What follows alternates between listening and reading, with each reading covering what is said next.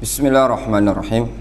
Alhamdulillah nahmaduhu wa nasta'inuhu wa nastaghfiruh wa na'udzu billahi min syururi anfusina wa min sayyiati a'malina.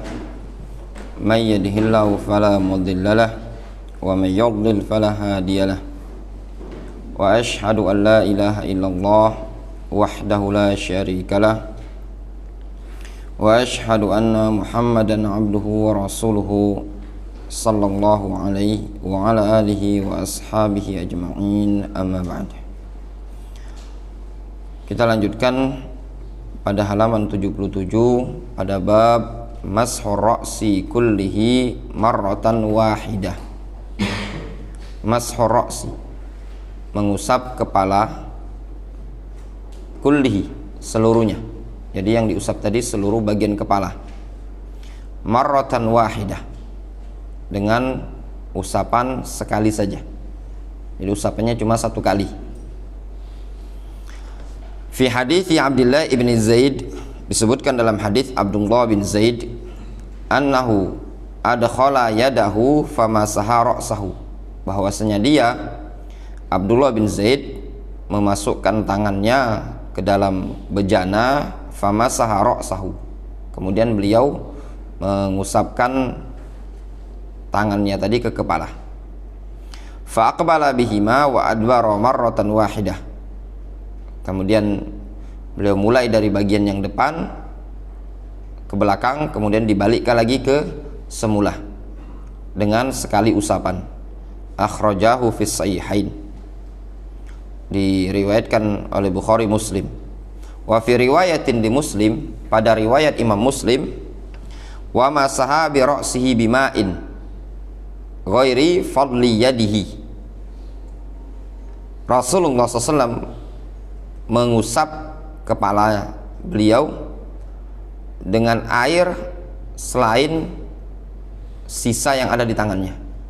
Maksudnya Rasul mengambil air baru, celupan baru, bukan yang ada di sisa di tangan ketika membasuh tangan. Berbeda dengan telinga. Ketika telinga, tidak perlu kita ketika mengusap telinga untuk basahi lagi, tidak perlu. Namun cukup dengan yang sisa dari ngusap kepala diusapkan ke daun telinga. Adapun ketika ngusap kepala, disebutkan dalam hadis setelah membasuh tangan itu kan ngusap kepala. Nah, ketika ngusap kepala ini maka ngambil baru. Fawaidul bab, faedah yang disebutkan dalam hadis ini. Al-mashu, apa makna al-mashu? Pada ayat wamsahu bi ru'usikum, usaplah kepala kalian. Al-mashu huwa imrarul yad al-mubtallah bil ma' ala ra'si bila tasyilin. Al-mashu adalah imrarul yad, menjalankan tangan. Jadi tangan ini dijalankan, al-mubtallah bil ma', yang telah dibasahi, dicelupkan dengan air, ala ra'si, pada kepala, bila tasyil, tanpa mengalirkan air. Jadi yang namanya al-mashu, mengusap itu mencelupkan tangan kemudian dijalankan di bagian kepala, bukan mengalirkan air yang ada di kepala. Mashur ra'si huwal fardu tsalits min furudil wudu. Mengusap kepala adalah kewajiban yang ketiga dari kewajiban berwudu. Wa huwa tsabitun bil kitabi was sunnah wal ijma'. Dalilnya Al-Qur'an, sunnah, hadis Nabi alaihi salatu wasallam, dan juga ijma'. Fa amma minal kitab fa qaulullahi ta'ala wamsahu bi ru'usikum. Adapun dalil dari Al-Qur'an adalah firman Allah Subhanahu wa taala wamsahu bi ru'usikum. Wa amma minas sunnah, adapun dalil dari sunnah fa hadits katsir, hadisnya sangat banyak. Wa minha, diantaranya hadis Utsman, diantaranya adalah hadis Utsman, wa fihi, padanya terdapat lafaz tsumma masaha bi ra'sihi, kemudian Rasul mengusap bagian kepala. Wa hadis Abdullah bin Zaid wa bin Abbas wa ghairihim, dan juga hadis Abdullah bin Zaid, hadis Abdullah bin Abbas dan yang selain mereka. Wa amal ijma' faqad naqalahu ghairu wahidin, wa minhum al-Mawardi wa Nawawi wa Ibnu Qudamah wa Ibnu Abdul Bar wa ghairihim. Adapun ijma' yang mengatakan mengusap kepala adalah hukumnya wajib, Ini telah banyak dinukilkan oleh para ulama. Di antara yang menukilkan Al-Mawardi, Mawardi dari ulama kalangan ulama Syafi'iyah, Wan Nawawi Syafi'iyah, wa Ibnu Qudamah Hanbali, wa Ibnu Abdul Bar Maliki, wa ghairihim, dan yang selain mereka dari kalangan ahli fikih. Qala Ibnu Abdul Bar fi Tamhid, berkata Al-Imam Ibnu Abdul Bar dalam kitab At-Tamhid, beliau mengatakan al-ulama ajma'u ala anna ghuslal wajhi wal yadain wa ilal mirfaqain wa rijlain ilal ka'bain wa mashar ra'si fardun dzalika kullu. Kata Ibnu Abdul Bar, para ulama sepakat bahwasanya membasuh wajah, membasuh kedua tangan sampai siku, membasuh kedua kaki sampai kedua mata kaki, serta mengusap kepala hukumnya wajib. Itu semua hukumnya wajib. Jadi kewajiban tadi membasuh wajah, membasuh kedua tangan, mengusap kepala, kemudian membasuh kedua kaki. Kemudian di sini disebutkan wa ammal qadru al mujzi fi mashi ra'si fil wudu. Adapun kadar batasan yang sudah dikatakan sah tatkala mengusap kepala dalam wudu, tatkala berwudu, faqad ikhtalafa al-fuqaha fi dzalika ala aqwal. Di sini terjadi perbedaan pendapat di kalangan para ulama ahli fikih. Maksudnya gini, seseorang dianggap sah mengusap kepalanya tadi, berapa sih minimal usapannya tadi? Luasnya tadi, berapa kadarnya? Kadang sebagian kita, sebagian kaum muslimin, ada yang wudunya diusap dari depan sampai ke belakang, kemudian balikkan ke depan lagi. Ada yang cuma dia basahi, kemudian dia usapkan sedikit di bagian depan. Nah, berapa sih kadar yang sudah dikatakan sah?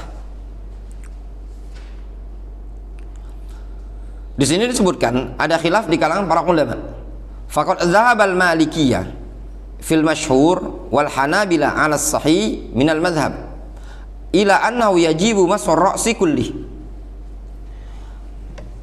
Ulama Malikiyah pada pendapat yang masyhur di kalangan mereka, dan juga pendapat ulama mazhab Hanbali, menurut pendapat yang sahih dari mazhab Hanbali, Malikiyah dan Hanbali mengatakan wajib mengusap seluruh kepala. Itu pendapatnya siapa? Malikiyah dan mazhab Hanbali. Wasti'abuhu bil masah, dan harus diratakan dengan usapan. Wakhtarahu Syekhul Islam wa rajahu Al-Albani wa Ibnu Baz wal Utsaimin wa ghairuhum minal a'immah. Ini pendapat yang dikuatkan oleh Syekhul Islam Ibnu Taimiyah, Syekh Al-Albani, Syekh Ibnu Baz, Syekh Ibnu Utsaimin, dan yang selain mereka dari kalangan para ulama. Wa huwa sahih, dan ini pendapat yang sahih. Wa dalil hadis Abdullah bin Zaid alladzi fil bab. Dalilnya adalah hadis Abdullah bin Zaid yang disebutkan pada buku kita ini tadi. Disebutkan mengusap kepala dimulai dari bagian depan kemudian ke belakang, kemudian dibalikkan lagi ke depan. Fahuwa mubayyinun lima ujmila fil ayah. Maka hadis Abdullah bin Zaid itu menjelaskan lafaz-lafaz yang mujmal pada ayat wamsahu bi ru'usikum. Ayat Al-Maidah ayat ke-6 itu kan menyebutkan umum, mujmal. Wamsahu bi ru'usikum, usaplah kepala kalian. Berapa sih kadar usapan tersebut? Dijelaskan dalam hadis Abdullah bin Zaid. Ketika itu Rasul alaihi salatu wasallam mempraktekkan mengusap pada bagian depan kepala, kemudian dibalikkan ke belakang, kemudian balik lagi ke depan. Al-muhim ayyuhal ikhwah, di sana ada pendapat lain yang mengatakan seukuran bagian nasiyah, ya, mungkin seperempat atau separuh kepala, maka sudah dianggap sah dari kalangan pendapat ulama Syafi'iyah. Wallahu alam, kalau anda pribadi lebih condong ke pendapat yang menyatakan wajib untuk diusap seluruh kepala. Ringkasnya, ini masalah terjadi khilaf di kalangan para ulama. Namun sebatas yang kita belajar, tidak didapati dari kalangan para ulama ahli fikih yang menyebutkan mengusap pada ujung rambut. Karena ujung rambut bukan bagian dari kepala. Sebagian orang kalau rambutnya panjang, dia cuman usap pada bagian ujungnya tadi, ya, diperciki. Sebatas kami belajar, tidak didapati pendapat yang seperti ini. Yang minimalnya mereka mengatakan paling tidak di bagian nasiyah, Misalkan dibasahi seperti ini, diusap seperti ini, itu masih ada pendapatnya di kalangan para ulama. Adapun kalau cuman ngambil ujung rambut itu, wallahu alam, itu tidak didapati sebatas ilmu yang kami ketahui, ya, tidak didapati keterangan di kalangan para ulama yang membolehkan. Difahami ya? Intinya pendapat yang terkuat, bagian kepala diusap seluruhnya, bukan separuh. Wa minal adillah kadzalik anna qaulahu wamsahu bi urusikum, di antara dalil seperti itu adalah firman Allah Subhanahu wa taala, wamsahu bi ruusikum, usaplah kepala kalian. Ka qaulihi ta'ala wamsahu bi wujuhikum wa aydiyakum, atau famsahu bi wujuhikum wa aydiyakum. Ayat Al-Maidah ayat yang ke-6 itu kan lafadznya wamsahu bi ruusikum, usaplah kepala kalian, menggunakan lafadz apa? Wamsahu, usaplah kepala kalian. Dari mana kita bisa memahami ayat ini menunjukkan mengusap seluruh kepala? Ayat ini mirip dengan ayat tayammum. Allah Subhanahu wa taala menyatakan, falam tajidu ma'an fatayammamu sa'idan thayyiban famsahu biwujuhikum wa aydikum. Kalau kalian tidak mendapati air untuk berwudu, maka usaplah wajah-wajah kalian dan tangan kalian.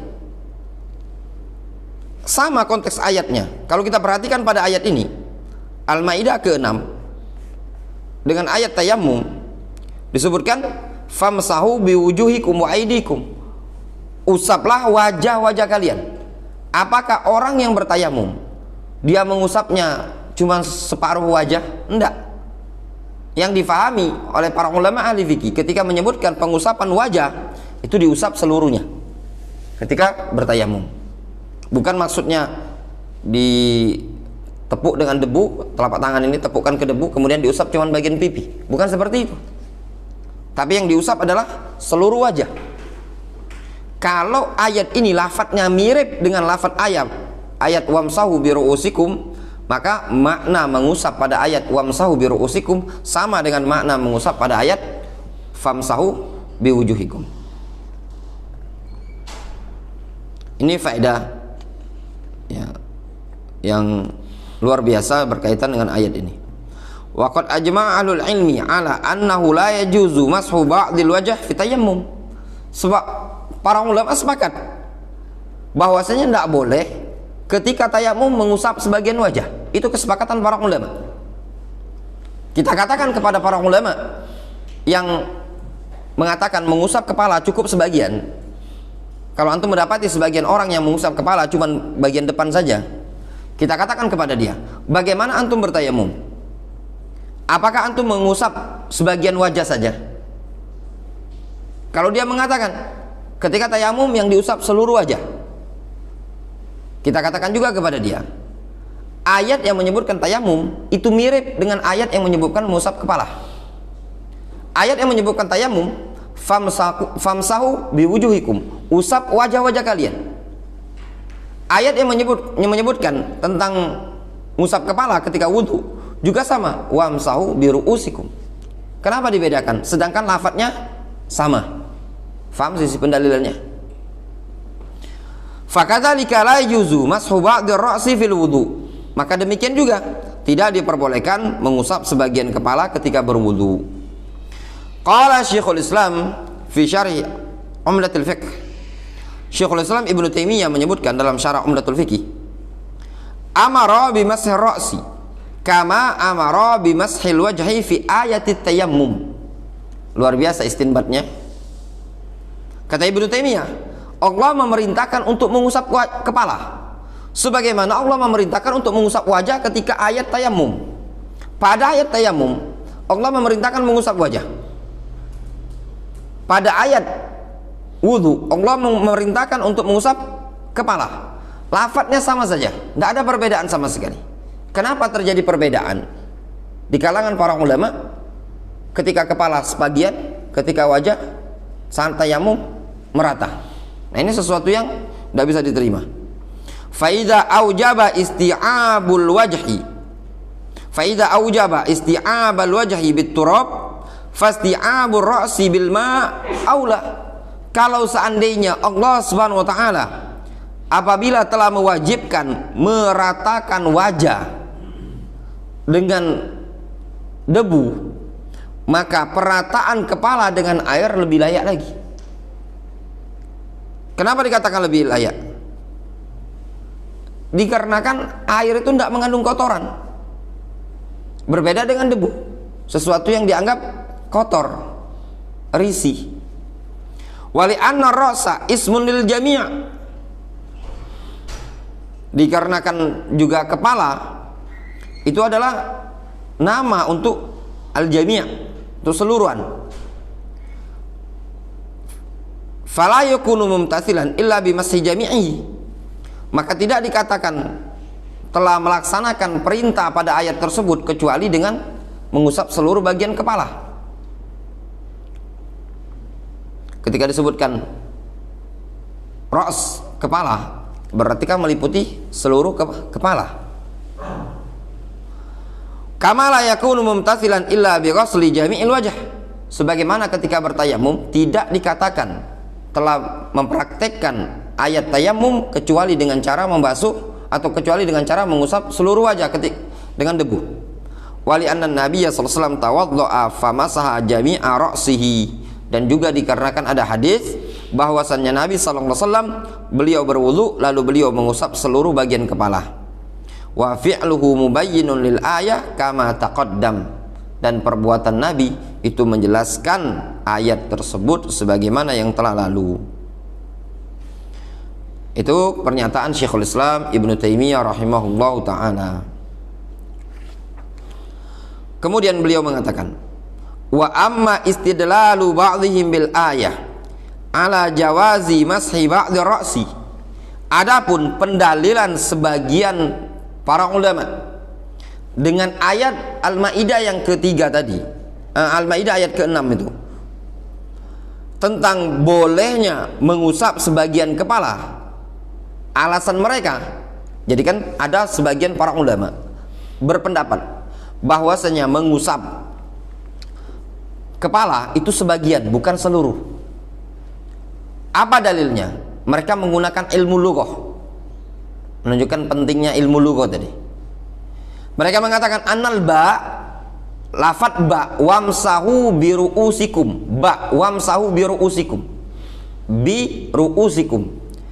Annal ba fi qawlihi bi ru'usikum, ba huruf jar ba pada lafat bi ru'usikum litab'id, katanya mereka litab'id, menunjukkan sebagian. Falaisa bisadid, itu tidak bisa dianggap lurus, tidak bisa dianggap benar. Waqad raddahu Syekhul Islam bi kalamin jamil, pernyataan seperti itu telah dibantah oleh Syekhul Islam dengan keterangan yang sangat indah. Alasan mereka, ba pada ayat wamsahu bi ru'usikum, ba litab'id, maknanya tab'id, huruf jar ba tapi bermakna tab'id, sebagian.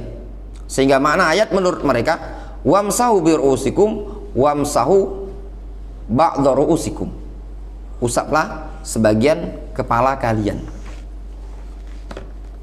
Jadi ya sebenarnya dalam masalah ini ya ada sisi lughah ya yang mereka pakai dari kalangan ulama Syafi'iyah. Makanya mengingatkan kepada kawan-kawan khususnya yang masih muda, yang masih ibaratnya onderdil, badan masih kuat untuk belajar bahasa Arab. Mereka yang kita anggap keliru ya, menurut kita pendapat yang kuat adalah seperti ini, mereka itu memiliki argumentasi juga kadang dari sisi bahasa Arab ya, dari sisi bahasa Arab. Nah di sini yang kadang kalau kita tidak punya bekal ya, nanti kita akan digulung sama mereka, dibalikkan. hendaknya kita punya prinsip sebagai salafi ahlus sunnah ketika kita melangkah ingin berprinsip dengan manhajus salaf, berprinsiplah sebagaimana prinsip Syekhul Islam Ibnu Taimiyah wa Syekh Muhammad Ibnu Abdul Wahhab, yang mana beliau pernah mengatakan, la ya'ti sahibu batilin bihujjatin sahihatin minal kitabi was sunnah illa wa fi dhalikal adillah ma yanqudu butlanaha, atau kama qala rahimahullah ta'ala. Kata beliau, tidaklah datang sahibu batil, ahlul batil, dengan hujjah yang sahih baik dari Al-Quran atau dari sunnah, melainkan pada dalil yang mereka pakai tadi ada argumentasi yang bisa membantah kebatilan tersebut. Namun yang jadi masalah adalah terkadang dari kita tidak mengetahui sisi bantahan tersebut, ya. Sebatas kami belajar, ya, hampir-hampir apa yang ada di tengah-tengah masyarakat yang kita anggap menyelisihi, kita anggap bid'ah, kalau bahasanya kita anggap bid'ah, tidak lepas dari para ulama yang ada di belakangnya, dan tidak lepas ada argumentasi yang ada di belakang mereka. Namun yang jadi masalah, terkadang argumentasi yang mereka pakai adalah dhaif. Untuk mengatakan dhaif, terkadang kita butuh kepada argumentasi ilmu mustalah hadis, dan tidak lepas di kalangan mereka berdalil dengan argumentasi usul fikih, semisal jawazul qiyas fil ibadah, bolehnya qiyas dalam masalah ibadah. Luar biasa, ya. Contoh permasalahan yang sempat ana baca yang luar biasa, bolehnya berkunut ketika terjadi musibah, kunut nazilah, ada banjir, tenggelam, kunut nazilah, ada gempa, kunut nazilah. Mungkin menurut kita akan spontan mengatakan tidak ada dalil, dikarenakan tidak ada dalil contoh dari Rasul alaihi salatu wasallam. Dan itu pendapat yang rajih, insyaallah taala tidak ada dalil. Ya, itu yang terkuat insyaallah. Memang tidak ada dalil. Tapi setelah ana baca berkaitan dengan corona ini kemarin, apakah boleh kunut berkaitan dengan masalah-masalah nazilah, masalah-masalah nawazil musibah, banjir, gempa, dan yang lainnya? Disebutkan ada dua argumentasi, pendapat yang membolehkan dan yang tidak membolehkan, dan itu ternyata sudah ada khilaf di kalangan para ulama sebelumnya. Maksudnya bukan zaman sekarang, tapi zaman-zaman sebelumnya. Ringkasnya, ada yang menguatkan itu diperbolehkan. Di antara argumentasi yang mereka pakai adalah jawazul qiyas fil ibadah, ya. Bolehnya qiyas dalam masalah ibadah, bolehnya qiyas dalam masalah ibadah. Permasalahan bolehnya qiyas dalam masalah ibadah ini juga dipakai oleh sebagian para ulama. Contoh permasalahan ya ikhwan, masalah akikoh. Di sebagian orang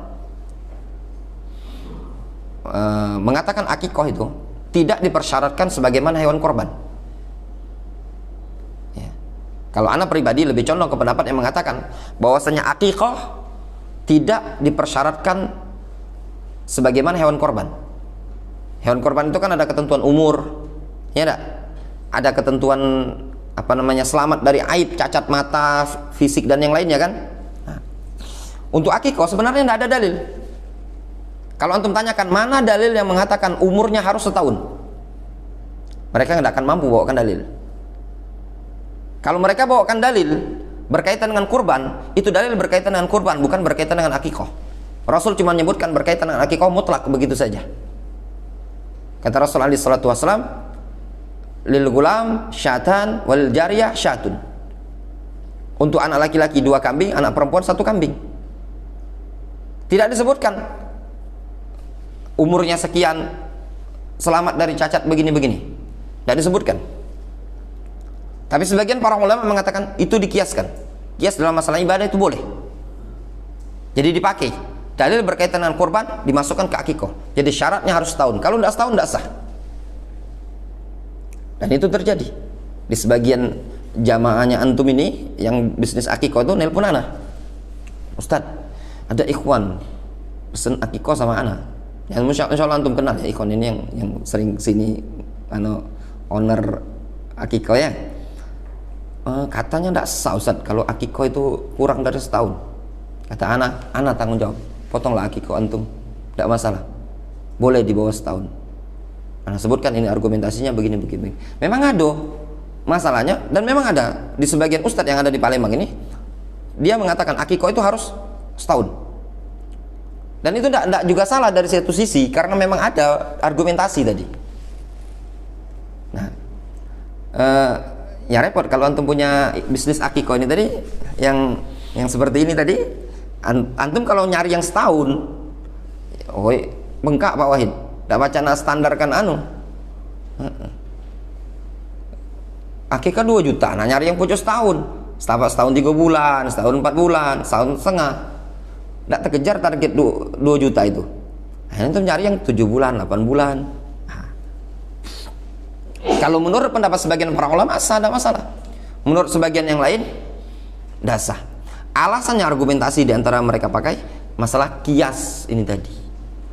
Dalil yang dipakai untuk korban bisa dipakai untuk akikah. Namun kalaupun anak pribadi lebih condong ke pendapat yang mengatakan tidak bisa, dikarenakan masing-masing dalil itu telah mengkhususkan ibadah tersebut. Itu contoh dalam praktek kehidupan kita sehari-hari. Tidak lepas masalah yang terjadi khilaf ini, ada para ulama. Tinggal masalahnya tadi, kuatkah argumentasi yang dijadikan argumen untuk yang lawan, istilahnya yang bertolak belakang dengan kita. Kalau kuat ada sisi, maka kita dianggap masih toleran. Ya, dia lapang dada dengan kita lapang dada dengan dia.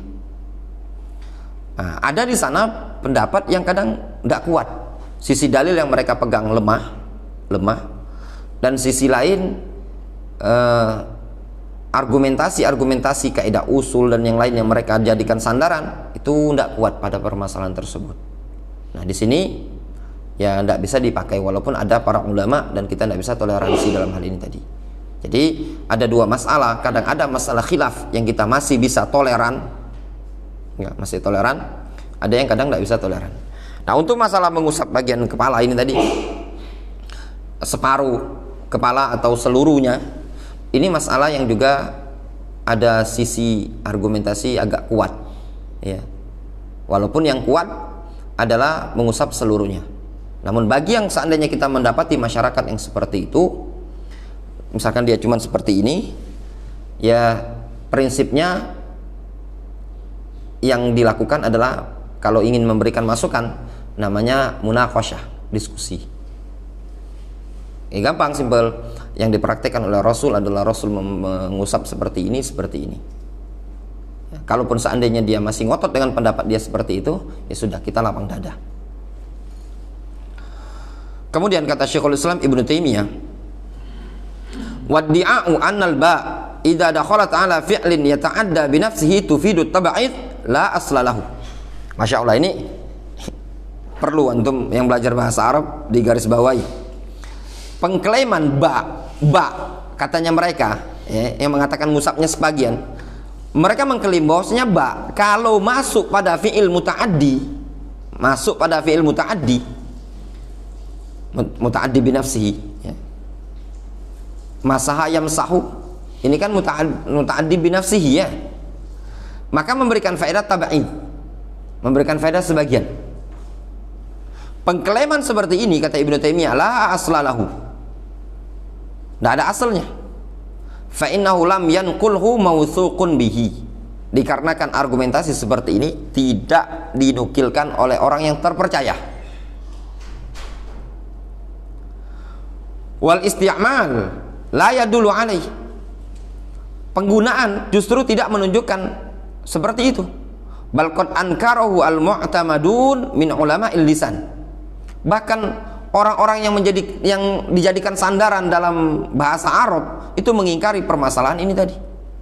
Summa inqil, kemudian kata Ibnu Taimiyah, kalaupun kata Ibnu Taimiyah dikatakan seperti itu, memang ba memberikan faedah tab'id, ketika masuk pada fi'il muta'addi, kalaupun bisa dikatakan seperti itu, innaha tufiduhu fi kulli mawdhi'in fa hadza manqudun bi ayati tayammum. Kalaupun bisa dialaskan seperti itu, ba bisa memberikan faedah tab'id kalau masuk pada fi'il muta'addi bi nafsihi, itu pun bisa terbantah dengan ayat tayammum. Berarti kaidah ini tidak baku. Wa biqaulihi, dan juga pada firman Allah Subhanahu wa taala, tanbutu bidduhni. Ya, tanbutu bidduhn, tumbuh bidduhn dengan minyak. Wa qara'tu bil baqarah fi kulli rak'atin wa tazawwajtu bil mar'ah. Habastu sadrahu bi sadrihi wa alimtu bi hadzal amr wa ma syaa Allah minal kalam wa in idda'a annaha tufiduhu fi ba'dil mawadhi fadzalika la min nafsil bal min mawdhi'in akhar. Kata beliau, coba lafaz qara'tu bil baqarah fi kulli rak'atin, aku baca al-baqarah pada setiap rakaat. Wa tazawwajtu bil mar'ah, aku nikahi mar'ah, wanita. Apakah difahami nikahi di situ sebagian wanita? Enggak. Ketika disebutkan al-mar'ah, wanita, berarti satu orang utuh yang dia nikahi, bukan sebagian, kata Ibnu Taimiyah. Contoh, kalau antum mengatakan wamsahu bi ru'usikum adalah usaplah sebagian kepala kalian, coba antum ngomong pakai bahasa Arab, tazawwajtu bil mar'ah, tazawwajtu bil mar'ah, aku nikahi seorang wanita, bil mar'ah, menggunakan ba. Apakah antum fahami ba di situ bermakna sebagian, cuma separuh badan bawa dari leher ke bawah? Enggak kan? Itu tadi. Nah, itu alasannya. Wa habastu sadrahu bi sadri, aku menahan dada dia dengan dadaku. Wa alimtu bi hadzal amr, aku mengetahui perkara ini. Wa masya Allah minal kalam, dan apa-apa yang Allah SWT kehendaki dari suatu penjelasan kalam, keterangan. Ini da'ana tufidu fi ba'dil mawadhi, kalaupun diklaim bahwasannya sebagian lafaz-lafaz tadi memberikan faedah pada sebagian tempat, fadzalika la min nafsil ba, bukan dengan alasan ada ba tadi, bal min maudhi'in akhar, bahkan ada argumentasi lain yang menunjukkan hal tersebut. Wa inna ma dakhalat wallahu alam li anna ma'naha ilsaqul fi'li biha, sesungguhnya ba itu masuk pada lafaz ayat tersebut cuma semata-mata maknanya menunjukkan ilsaqul fi'l, menempelkan suatu perbuatan. Wal mashu huwa ilsaqu masihin bimansuh, yang namanya al mashu, mengusap, adalah menempelkan seseorang, penempelan orang yang mengusap dengan yang diusap. Wa yudamman makna ilsaq, sehingga mengandung makna ilsaq, nempel. Faka'annahu, seakan-akan til dikatakan kepadanya, alsiqu bi ru'usikum, tempelkan tangan-tangan kalian di kepala kalian. Fayufhamu anna hunaka syai'an mulsaq, maka difahami ketika seseorang mengatakan alsiqu bi ru'usikum, tempelkan di kepala kalian. Ketika anak ngomong sama Adi, tempelkan di dinding, apa yang difahami? Pasti antum memahami, pasti ada yang ditempelkan kan? Nah, ketika Allah mengatakan wamsahu bi ru'usikum, itu semakna dengan makna alsiqu bi ru'usikum, tempelkan di kepala kalian, berarti harus ada yang ditempelkan. Fayufham anna hunaka syai'an mulsaq bir ra'si wa huwal ma, maka difahami bahwasanya ada sesuatu yang ditempelkan di kepala, yaitu air. Bi khilafi ma law qil, berbeda dengan kalau seandainya dikatakan imsahu ru'usakum, usaplah kepala kalian. Fa innahu la yadullu 'alal ma, maka itu tidak menunjukkan ada air. Li'annahu yuqal masahtu ra'sa al-yatim wa masahtu al-hajar, aku mengusap kepala anak yatim, aku mengusap batu. Walaysa hunaka syai'un yulsaq bil mamsuh fi ghairil yad, tidak ada sesuatu, tidak ada di sana sesuatu yang ditempelkan kepada yang diusap kecuali tangan. Ketika antum mengatakan masahtu ra'sal yatim, aku mengusap kepala anak yatim, yang difahami semata-mata mengusap tanpa ada yang ditempelkan. Sehingga makna ayat wamsahu biru'usikum itu maknanya tempelkan sesuatu di kepala kalian. Apa yang ditempelkan? Jawabannya adalah sisa air yang di tangan ini tadi, ditempelkan di kepala. Faedah terakhir yang keempat, yumsahu ra'su marratan wahidah faqat wa huwa qaulu jumhuri ahli ilmi minal hanafiyah. Mengusap kepala itu sekali saja, itu pendapat jumhur para ulama dari kalangan Hanafiyah, wal Malikiyah wal Hanabilah. Itu jumhur ulama Hanafiyah, Malikiyah, Hanabilah mengatakan ngusap kepala sekali. Wa ala hadza tadullul ahadits al-warida fi wasfi wudu'in Nabi sallallahu alaihi wasallam. Maka atas dasar inilah hadis-hadis yang datang tentang sifat wudu Nabi sallallahu alaihi wasallam ke hadis Abdullah bin Zaid wa ghairihi, seperti hadis Abdullah bin Zaid dan yang lainnya. Qala Tirmidzi, berkata At-Tirmidzi, wa qad ruwiya min ghairi wajhin 'anin Nabi sallallahu alaihi wasallam annahu masaha bi ra'si marrah. Kata Imam At-Tirmidzi, sungguh telah diriwayatkan dari banyak jalan, dari banyak lafaz dari Nabi sallallahu alaihi wasallam bahwasanya beliau mengusap kepala itu sekali saja. Wal amal ala hadza inda aktsari ahli ilmi min ashabin Nabi sallallahu alaihi wasallam wa man ba'dahum. Kata Imam At-Tirmidzi, amalan seperti inilah yang diamalkan di kalangan para ulama, banyak para ulama dari kalangan sahabat Nabi dan juga orang-orang setelah para sahabat. Wa bihi yaqul, dan ini juga pendapatnya Ja'far ibnu Muhammad wa Sufyan ats-Tsauri wa Ibnu Mubarak, yaitu Abdullah bin Mubarak, wa Syafi'i, pendapat Imam Syafi'i, wa Ahmad, pendapat Imam Ahmad, wa Ishaq, pendapat Ishaq bin Rahawai, ra'au mashar ra'si marratan wahidah. Mereka berpandangan mengusap kepala itu sekali saja. Lihat di sini, Al-Imam At-Tirmidzi menukilkan dari Al-Imam Syafi'i. Imam Syafi'i berpendapat mengusap kepala sekali saja. Kalau seandainya mengusap kepala lebih dari 2 kali, 1, 2, 3, ya, di sini perlu dicek apakah betul itu Imam Syafi'i ataukah pendapat Syafi'iyah. Bedakan antara pendapat Imam Syafi'i dan Syafi'iyah. Kadang Syafi'iyah itu ulama-ulama yang bermadzhab Syafi'i. Ya.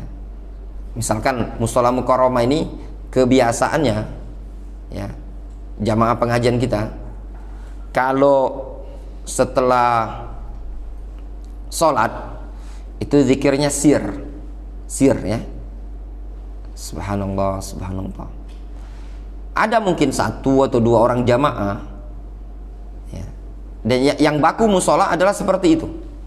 Ada 1 atau 2 orang jamaah kalau setelah sholat dia zikirnya subhanallah subhanallah subhanallah. Itu pendapat sebagian para ulama, dikeraskan tapi tidak jamaah. Nah, bagi yang berpendapat seperti ini disebut dengan apa? Istilahnya tuh jamaah mukarramah. Bukan mewakili musola mukarramah, tapi jamaah istilahnya. Sama seperti tadi, itu pendapat ulama Syafi'iyah, bukan mewakili Imam Syafi'i, tapi pendapat mereka sendiri. Wa kadzalika li'annahu mashun, demikian juga dikarenakan hal tersebut adalah mengusap. Wal mashu yushra' fi at-takhfif, yang namanya mengusap disyariatkan itu keringanan. Walidha najidu amata ma umirna bi mashihi annahu yumsah marrah wahid. Oleh karena itu kita mendapati kebanyakan mayoritas perkara yang kita diperintahkan untuk mengusapnya bahwasanya hal tersebut diusap sekali saja. Kama sil khuffain wa 'alal imama wa fi tayammum wa ghairihi, seperti mengusap sepatu, mengusap surban dan mengusap wajah ketika tayammum. Qala Syekhul Islam kama fi Majmu'il Fatawa, berkata Syekhul Islam sebagaimana dalam Majmu'ul Fatawa, wa aidan, dan juga fa inna hadza mashun wal mashu la yusannu fi tikrar, sesungguhnya perkara ini adalah mash, pengusapan. Pengusapan tidak disunahkan untuk berulang-ulang. Kama sil khuf, mengusap sepatu, wa mas fi tayammum, mengusap wajah. Wajah ketika tayammum itu kan cuma cukup sekali, bukan tepuk sekali, 1, 2, tepuk lagi 3 kali, enggak seperti itu, tapi cukup sekali. Wa mashul jabirah, ngusap di atas jabirah. Jabirah itu perban. Misalkan Pak Wahid, ini luko Pak Wahid di sini. Nah, Pak Wahid luko. Ini diperban. Caranya tadi, yang ini tetap dibasuh 3 kali. Yang tidak luko dibasuh 3 kali. 1, 2, 3 misalkan. Yang di sini juga. Nah, pas yang ini itu cukup usap sekali. Bukan 1, 2, 3, keliru. Difahami di? Ya, itu tadi. Misalkan antum luka di wajah ini, sini. Nah, misalkan cuma ada luka di sini. Jadi yang bersih, yang tidak luka itu antum basuh. Itu normal basuh 1, 2, 3 misalkan normal. Nah, untuk yang ini tadi antum cukup basahi tangan, kemudian ditempelkan seperti ini. Sekali. Cukup sekali. Tidak mesti antum harus 1, 2, 3, enggak. Difahami?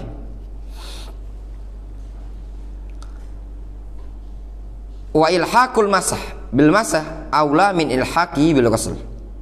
Mengikutkan pengusapan dengan pengusapan, maksudnya pengusapan wajah ketika tayamum pada pengusapan kepala itu lebih layak dibandingkan diikutkan pengusapan dengan pembasuhan. Kan kepala ini kan diusap, wajah diusap, kepala diusap ketika berwudu, wajah diusap ketika tayamum. Nah, bagian pengusapan kepala ini tadi diikutkan dengan cara pengusapan wajah itu lebih layak untuk diikuti dibandingkan diikuti dengan disertakan mengikuti pembasuhan. Li'annal masha idza kurrira kana kal ghusli. Dikarenakan pengusapan kalau diulang-ulang dia mirip pembasuhan. Kemudian faedah yang berikutnya, ya'khudhu ma'an jadidan limassi ra'sihi la bi baqiyatil ma' alladhi fi yadayhi. Dia ngambil air baru ketika ingin ngusap kepala, bukan air yang sisa tadi. Ya dulu ala dzalika riwayat Muslim. Argumentasinya adalah riwayat Muslim wa fihi, padanya terdapat lafaz wa masaha bi ra'sihi bima'in ghairi fadli yadihi. Rasul mengusap kepala tadi dengan air baru selain air yang sisa pembasuhan telapak tangan atau pembasuhan kedua tangan. Yang keenam, yang terakhir, amma kaifiyatul mashi fata'ti fil babil qadim. Adapun cara pengusapannya itu akan datang pada bab yang akan datang, bab berikutnya. Bagaimana cara pengusapannya itu akan dijelaskan nanti. Intinya kepala diusap seluruh kepala, sekali pengusapan.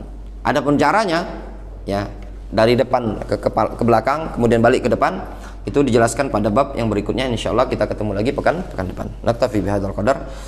Subhanallah wa bihamdihi asyhadu an la ilaha illa anta